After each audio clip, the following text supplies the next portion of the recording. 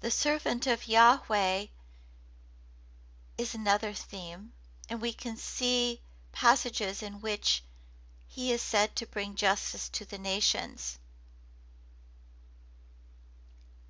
I have put my spirit upon him, he will bring forth justice to the nations. In verse 3, he will faithfully bring forth justice.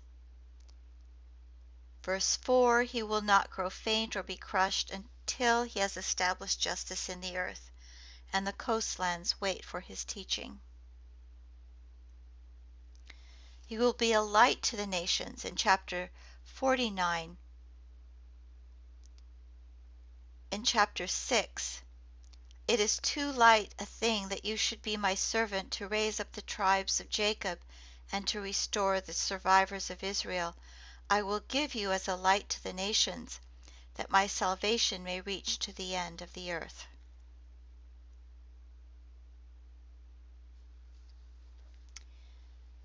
He will be abused as he carries out his task. Verse 6, I gave my back to those who struck me, and my cheeks to those who pulled out the beard. I did not hide my face from insult and spitting. And finally, probably in Christian tradition, very prominent and very famous, he was bruised for our iniquities. Who has believed what we have heard, and to whom has the arm of the Lord been revealed? For he grew up before him like a young plant, like a root out of dry ground. He had no form or majesty that we should look at him, nothing in his appearance that we should desire him. He was despised and rejected by others, a man of suffering and acquainted with infirmity. And as one from whom others hide their faces, he was despised, and we held him of no account.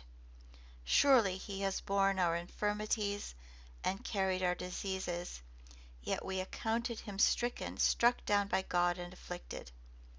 But he was wounded for our transgressions, crushed for our iniquities. Upon him was the punishment that made us whole, and by his bruises we are healed.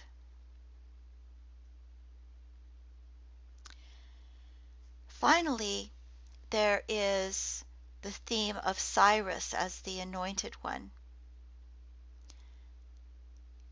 During the 6th century, Persia rises as a power in opposition to Babylon.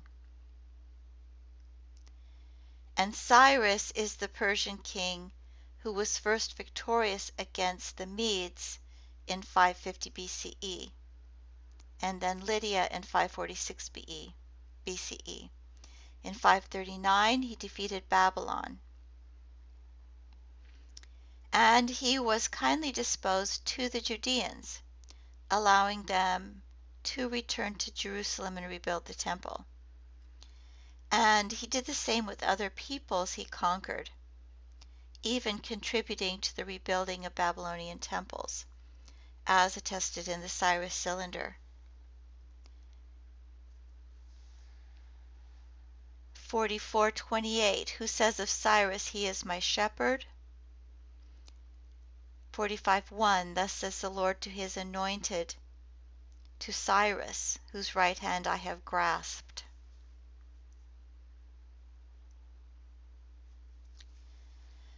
The Cyrus Cylinder is this sort of drum-shaped cuneiform cylinder which records Cyrus's policy towards the conquered people, or towards people who had been conquered by Babylon and who are now being given far more freedom by Cyrus.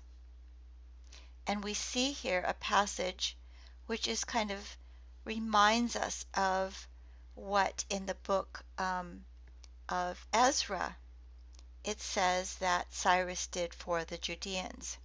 I collected together all of their people and returned them to their settlements, and the gods of the land of Sumer and Akkad which Nabonidus, to the fury of the Lord of the gods, had brought into Shuanna at the command of Marduk, the great lord, I return them unharmed to their cells in the sanctuaries that make them happy.